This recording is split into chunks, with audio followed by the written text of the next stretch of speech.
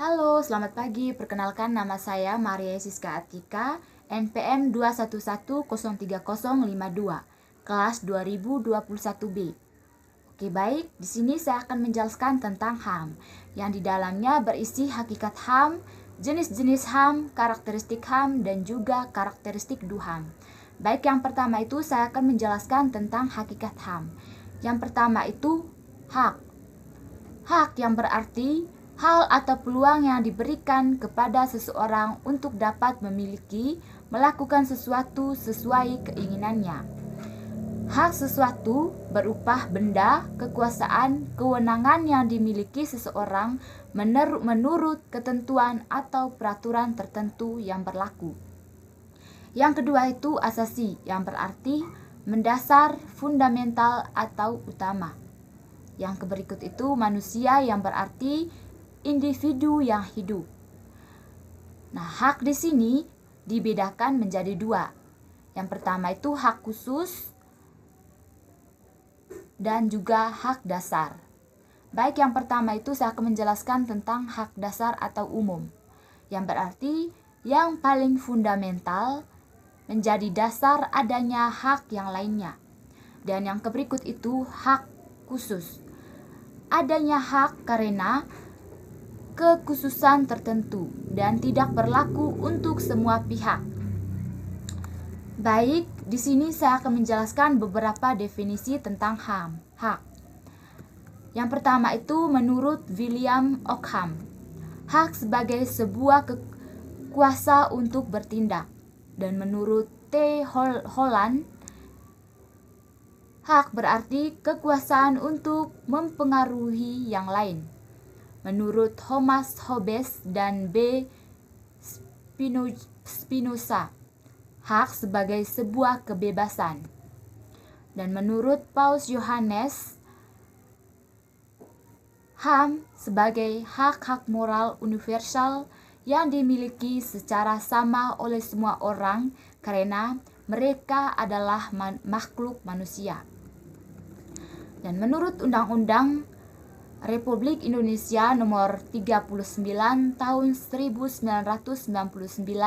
tentang Hak Asasi Manusia, seperangkat hak yang melekat pada hakikat dan keberadaan manusia sebagai makhluk Tuhan yang Maha Esa, dan juga merupakan anugerahnya yang wajib dihormati, dijunjung tinggi, dilindungi oleh negara, hukum, pemerintah, dan setiap orang.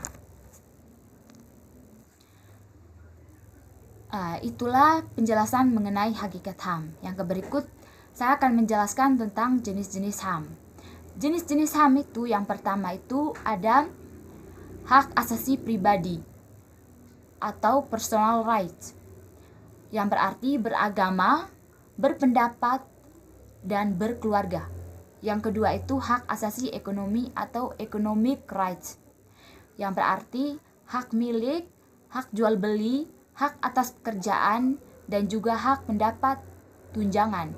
Yang berikut itu hak asasi politik atau political rights, yang berarti ikut serta dalam pemilihan, dipilih atau memilih, mendirikan parpol atau bersuara. Yang berikut itu hak asasi hukum atau legal rights, yang berarti sama di depan hukum, mendapat legalitas hukum atau BN. Yang jenis-jenis HAM yang berikut itu hak asasi sosial dan budaya atau social and cultural rights, yang berarti pendidikan, kesehatan, mengembangkan budaya, ekspresi budaya. Yang berikut itu hak asasi dalam tata cara peradilan dan perlindungan hukum atau procedural rights, yang berarti perlakuan adil dalam peradilan, penahanan, penangkapan, penggeledahan. Baik teman-teman, itulah penjelasan mengenai jenis-jenis HAM. Dan yang berikut itu karakteristik HAM. Karakteristik HAM itu yang pertama itu bersifat universal, yang berarti HAM berlaku untuk semua orang tanpa memandang ras, agama, gender, atau kebangsaan. Setiap orang berhak mendapatkan HAM. Yang berikut tidak dapat dicabut, yang berarti HAM adalah hak yang melekat pada diri setiap individu sejak lahir dan tidak dapat dicabut oleh siapapun. Yang berikut itu tidak dapat dibagi, yang berarti hak asasi manusia mencangkup hak sipil, politik, ekonomi, sosial, dan budaya. Semua hak ini paling terkait dan harus dilindungi serta dihormati. Baik, yang berikut itu dijamin oleh hukum. HAM diakui dan dilindungi oleh hukum nasional maupun internasional. Negara-negara memiliki tanggung jawab untuk menghormati, melindungi, dan memenuhi HAM. Yang berikut itu bersifat kodrati, yang berarti HAM adalah hak alami yang melekat pada manusia sejak lahir, sehingga tidak dapat diberikan atau dicabut oleh negara atau institusi. Yang berikut itu bersifat fundamental, yang berarti HAM merupakan hak dasar yang diperlukan untuk kehidupan bermartabat. Baik, yang berikut itu saya akan menjelaskan tentang karakteristik DUHAM.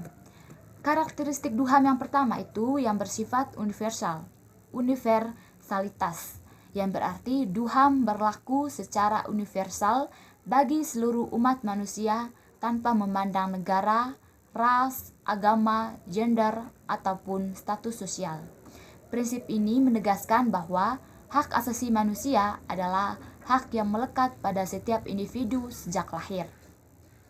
Yang berikut itu kesetaraan dan tanpa diskriminasi, yang berarti DUHAM menjamin hak yang sama bagi setiap individu dan menentang segala bentuk diskriminasi berdasarkan faktor-faktor seperti warna kulit, jenis kelamin, bahasa, agama, atau pandangan politik. Yang berikut itu tidak dapat dicabut. Hak-hak yang diatur dalam DUHAM dianggap tidak dapat dicabut atau dibatasi oleh siapapun kecuali dalam kondisi tertentu yang diatur oleh hukum.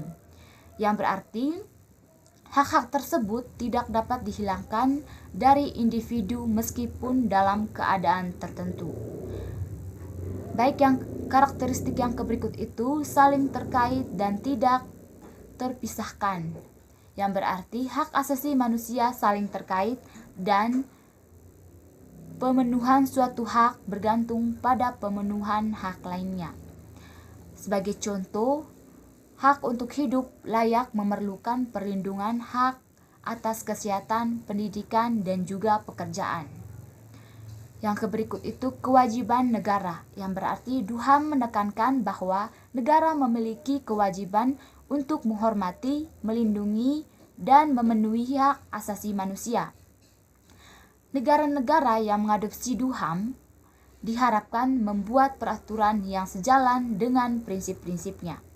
Yang berikut itu panduan internasional, yang berarti DUHAM merupakan dokumen internasional yang diakui secara luas dan menjadi acuan bagi hukum hak asasi manusia di banyak negara. Deklarasi ini memberi panduan bagi negara untuk mengembangkan hukum dan kebijakan domestik yang menghormati hak-hak asasi. Baik teman-teman, itulah penjelasan mengenai HAM. Sekian dan terima kasih.